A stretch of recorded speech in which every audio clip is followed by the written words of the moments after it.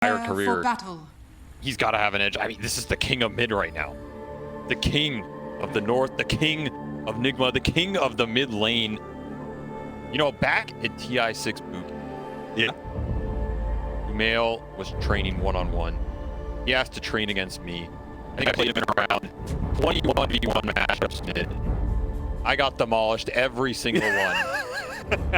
until I played Timbersaw versus Dragon Knight, and I beat him. Hey, congrats, barely, buddy. Congrats. Barely. But let me tell you something. If he thinks back to those days, he thinks back to the training that I gave him. Well, that said, he's going up against an absolute monster and perhaps a prince of mid. You want to do a proper intro? I mean, this is we're not going to get a chance to do another 1v1 like that. True, that's true. All right, let's start it off. In the top right, SF 1v1, and there's a wrench thrown into things as well because there's a new SF in town. The panel was talking about it. You get hit by a second raise, all of a sudden you're now experiencing this slow both turn rate and movement speed.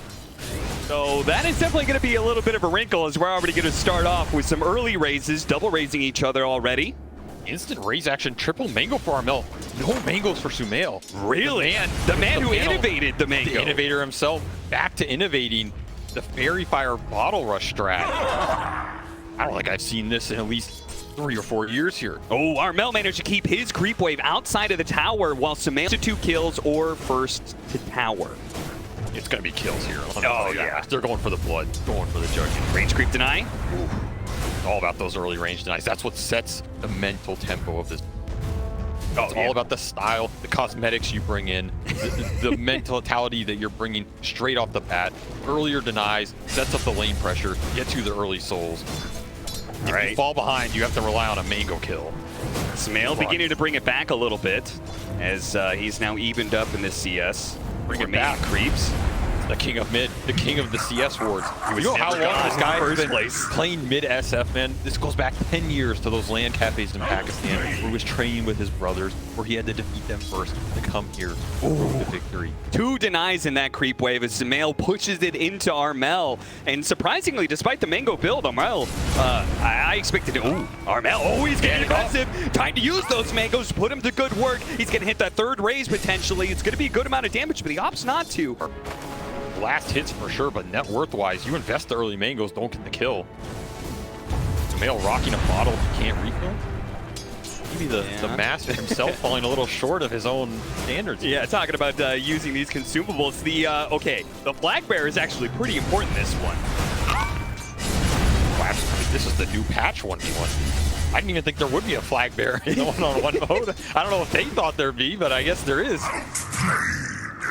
All right, so Armel picking up a decent little lead now. He's got a 1 deny lead over Sumail, but net worth still to the favor of Sumail, yeah. Sumail's rocking it. He's pushing the net worth advantage, almost up 300 now. Armel setting up in those raises. It's the second one. If he can get in position, hit the 3rd one, goes to close range, and there it is! Armel gets the first blood, and now a massive lead in the 1v1. Abusing the mangoes when you fall behind, it's your best route back in this game. In this period of time where the enemy's probably ferrying themselves to salve, you're at a huge distance. Yeah, but the upside is you can abuse the lack of regen and sustain from Armel here. He has to carry out these salves. He has to pop multiple here to get back up that man fight again. Look, I've seen some crazy turnarounds in these one-on-ones. You think it's over with the first kill, but nah. This is where Sumail, he's going to have a solid advantage here. As long as he doesn't fall behind in the levels. Well, hey, that's the problem. It's now a level 5 Armel versus a level 4 Sumail. And Armel, he knows the advantage he's got. Going for Gauntlet. Just trying to rack up the early survivability here. He really wants to win these raise trades. Soul's back to even. Range creep pulled in.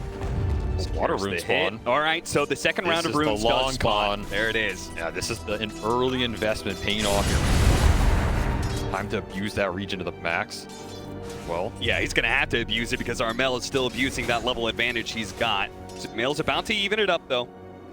And Armel is actually going to go back for the water rune. Sumail might be able to cut him off here. Yeah, that's going to be a wave. He's going to be cut off. Armel's going to challenge him, though. Sumail backing down. I think he wants to fight this. He's going to have his raise up for Armel, and yeah, Armel forced to salve again. decent trade for Sumail there. He'll take those. I mean, at this point, do you just play for the next rune here? The super long con if you're Sumail, wear him down with the more efficient regen? Yeah, who knows what the power rune ends up being? Is it a power rune or is it? I don't know. They might not know. I mean, I will say some rule sets, you know, you are not allowed to use the power runes. Yeah, I mean, that was well, back in the day when it was just power runes only, and you were never allowed to get the rune. Yeah, back in the day where people were getting permaban from leagues. You know, that was a dirty tactic, but this is definitely one of the biggest stakes I've seen. Not quite quit Dota for a year stake, but upper bracket has huge implications. Oh, just farming. Net worth is even after. Armel going for the close range one. He actually leveled up his ultimate. He's going to go for it. Drops it on Sumail. He's got him too low. Armel takes it.